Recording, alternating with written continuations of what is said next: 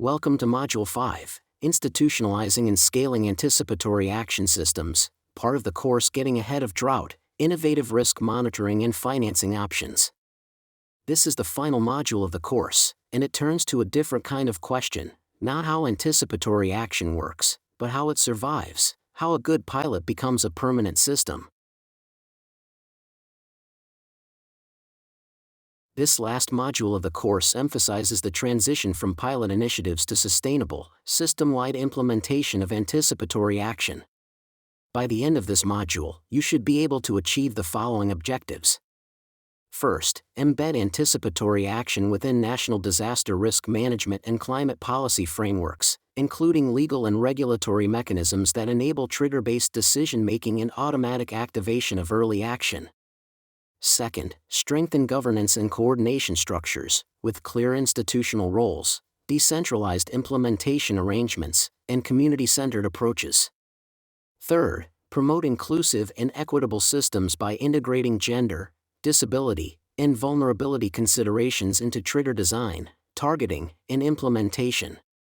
And fourth, establish monitoring, evaluation, and learning systems to measure avoided losses, demonstrate cost-effectiveness, and support scaling and long-term sustainability. We begin with Section 5.1, Embedding Anticipatory Action in Policy. Before looking at solutions, let's name the challenges governments actually face when trying to institutionalize anticipatory action. There are four. A lack of proper policy. No legal or regulatory foundation for trigger-based action. A lack of technical knowledge, and fragmented approaches, capacity and coordination gaps across agencies. A lack of funding and harmonization, financing that isn't prearranged or aligned across actors. And a lack of evidence on successful anticipatory action, not enough proof to justify sustained investment. Source: Anticipation Hub. Anticipatory action has now been tested in dozens of countries, and the pilots keep working, forecasts trigger pre-agreed action, and losses are reduced. The harder problem is what happens next. A pilot run by a single agency, on a single project budget, ends when that project ends. Institutionalizing anticipatory action means embedding it in national law, policy, budgets, and institutions, so it keeps running on its own after the project that first introduced it is closed. This module looks at four conditions for that to happen: the right legal and policy foundation, the right governance arrangements, systems that are genuinely inclusive, and evidence strong enough to justify staying the course. A pilot anticipatory action framework typically runs on a project budget, approved case by case by whichever agency is funding it. That is enough to prove the concept, but it is not enough to guarantee it happens again next season. Embedding anticipatory action in national disaster risk management and climate policy means writing trigger-based decision-making into the rules that outlast any one project: disaster management acts, standing orders, national plans, and the budget lines that fund them. Progress is already visible in a number of countries, including Bangladesh, Nepal, Pakistan, the Philippines, Malawi, Mozambique, Ecuador, and Sierra Leone, each integrating anticipatory action into national disaster risk management systems in its own way. Institutionalizing anticipatory action means embedding the values, capacities, and tools to act early into disaster risk management systems, so early warnings can routinely trigger preventive action when risk levels demand it. In practice, this means four things. Triggers are accepted by technical and operational agencies, early actions are written into plans and standard operating procedures, funds can be released without starting from zero, and local actors know their role before the warning arrives. There are 5 elements that need to be institutionalized, in sequence. First, the risk signal, forecast, observation, or impact risk. Second, the trigger rule, when to decide, and who validates.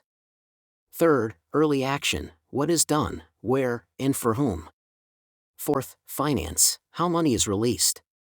And fifth, accountability, how results and concerns are heard. When one part is missing, anticipatory action becomes slow, contested, or underfunded.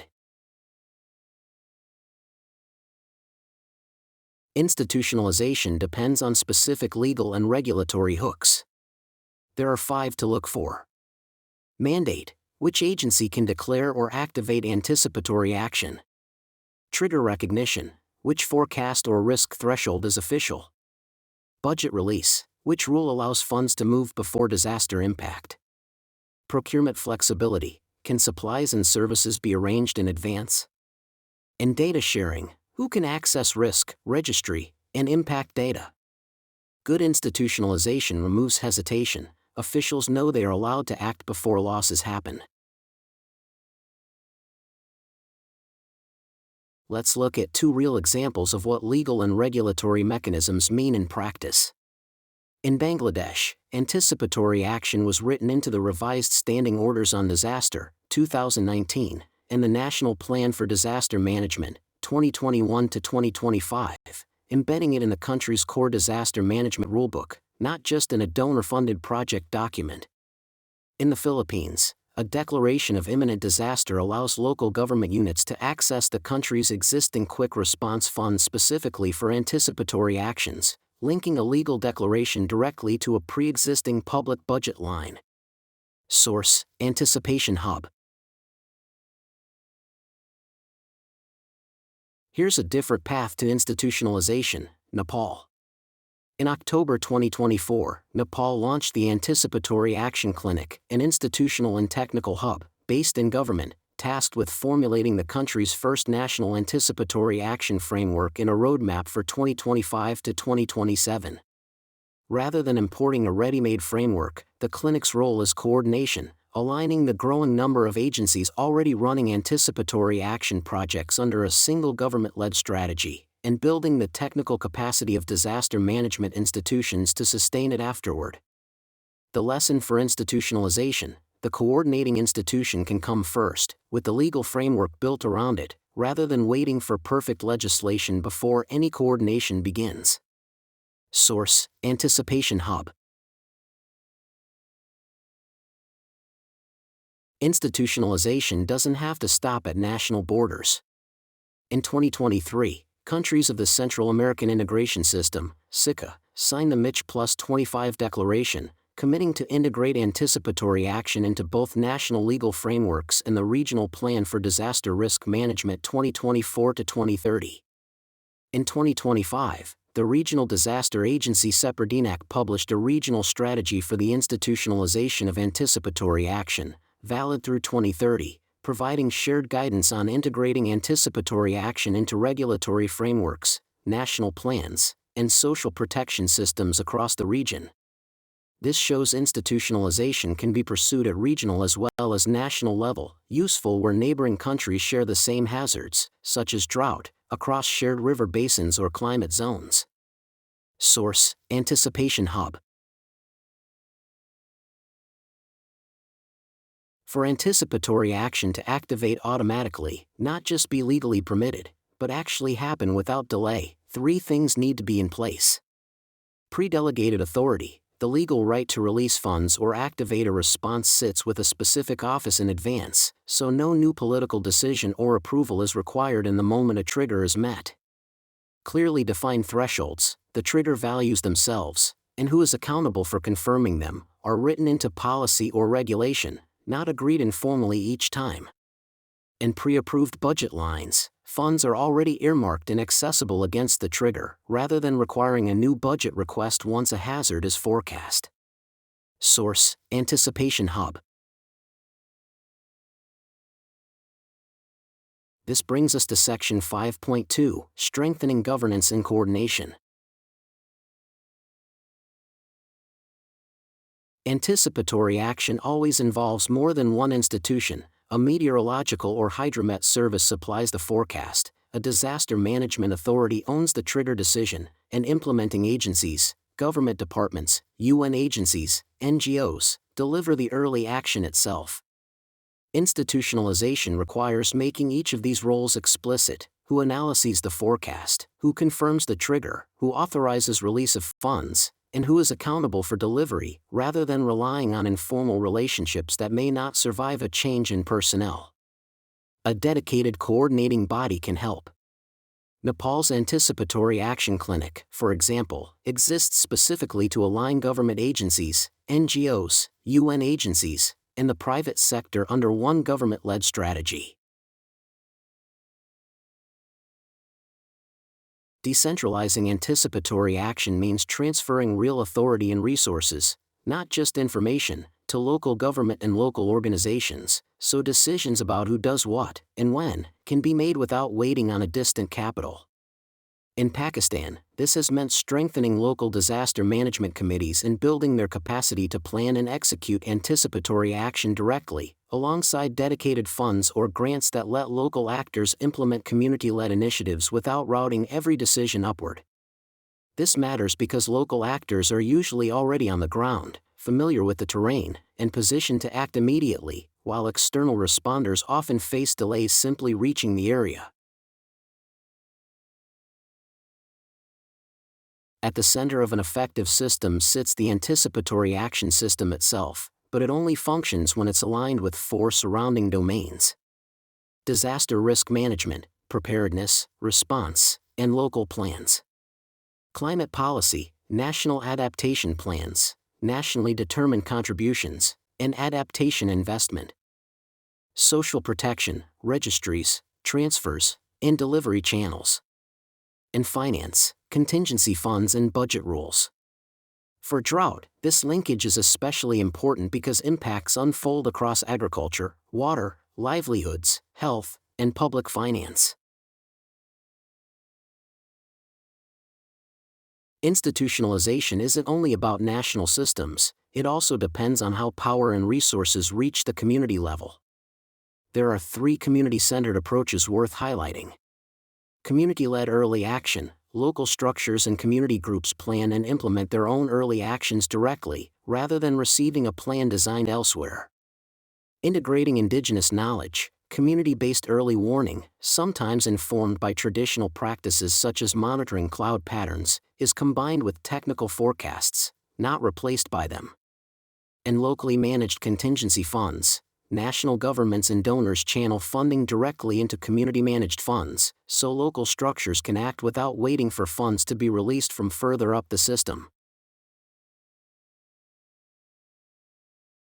Progress on locally led anticipatory action remains incomplete in an important way. Many national societies and local actors now design and activate their own early action protocols, but the systems that define, validate, and finance anticipatory action are often still centrally controlled.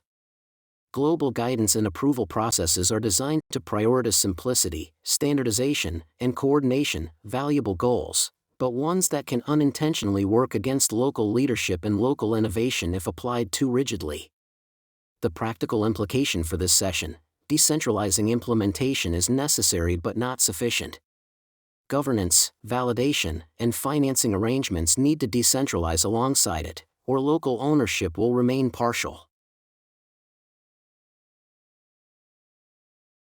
Let's look at what a practical governance architecture looks like, across 4 levels.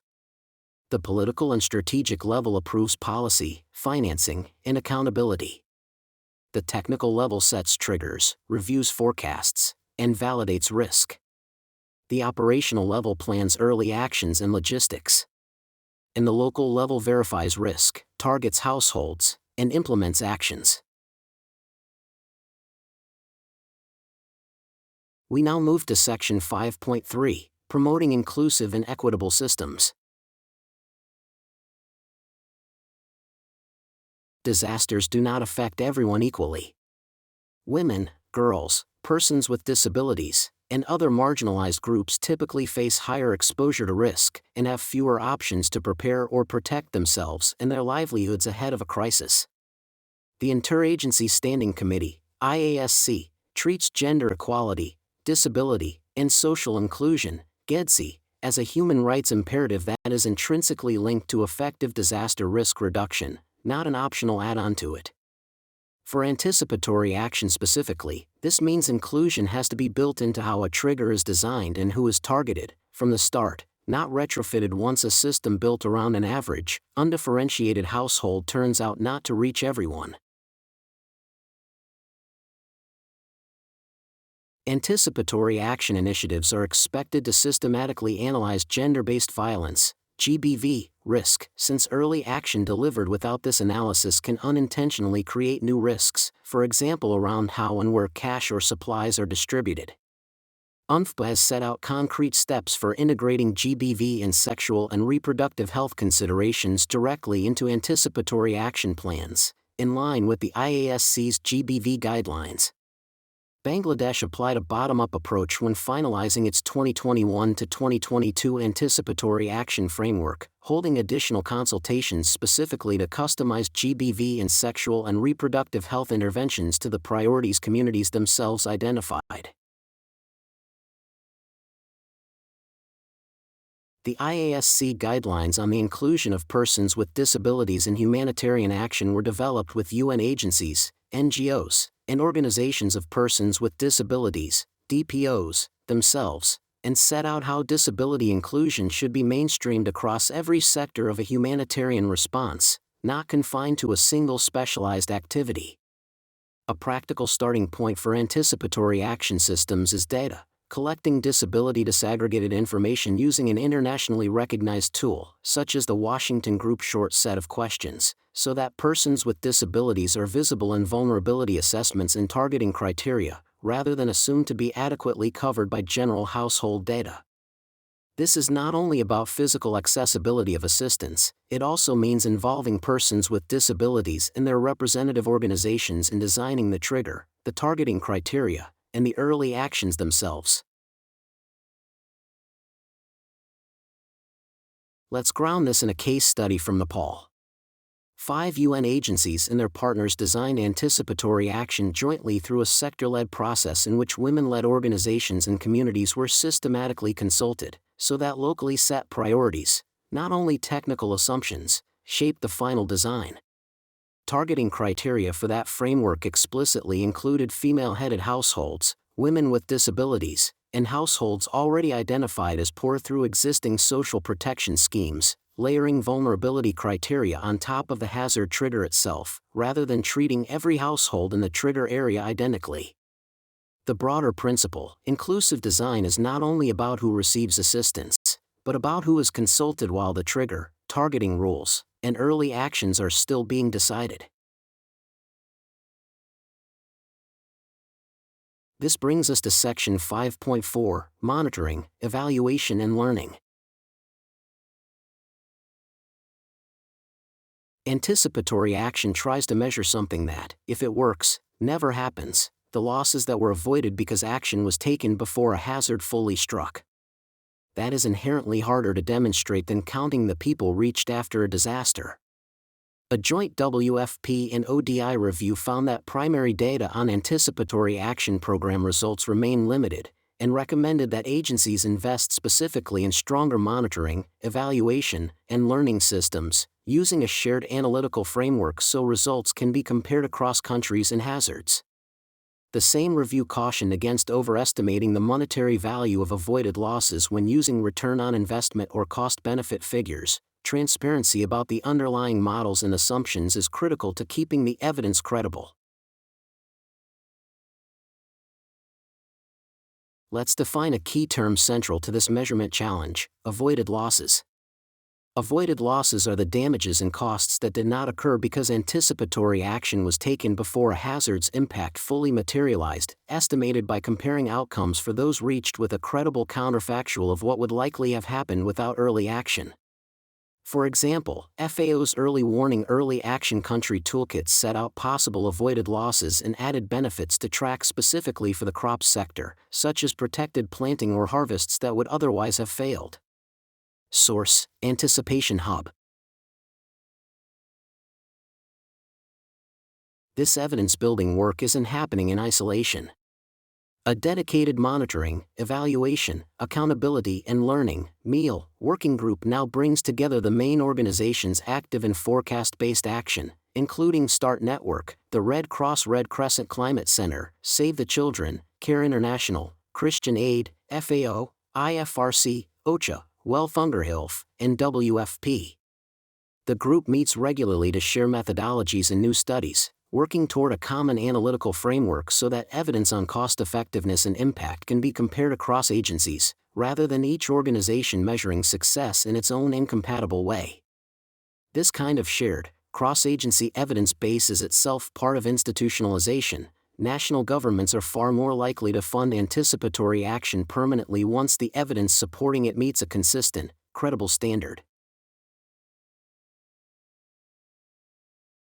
Evidence and ambition reinforce each other. At the UN Secretary-General's Climate Action Summit in 2019, the Risk-Informed Early Action Partnership, REAP, launched with more than 30 partners, setting a target of reaching 1 billion more people with effective early action and financing mechanisms by 2025. Targets of that scale only remain credible if they are backed by monitoring and evaluation systems robust enough to show, country by country, that anticipatory action is actually reducing losses and delivering value for the resources committed to it. This is the closing link in this module. Legal embedding, strong governance, and genuine inclusion create the conditions for anticipatory action to scale, but it is the evidence from monitoring and evaluation that sustains the political and financial commitment to keep it running. This brings us to the end of Module 5, and to the end of this course. We've covered how anticipatory action moves from pilot to permanent system, embedding it in law and policy, strengthening governance and coordination across national, decentralized, and community levels, building genuinely inclusive systems that reach women, persons with disabilities, and the most vulnerable households, and building the monitoring and evidence base that sustains political and financial commitment over time. Thank you for your attention, and thank you for completing this course.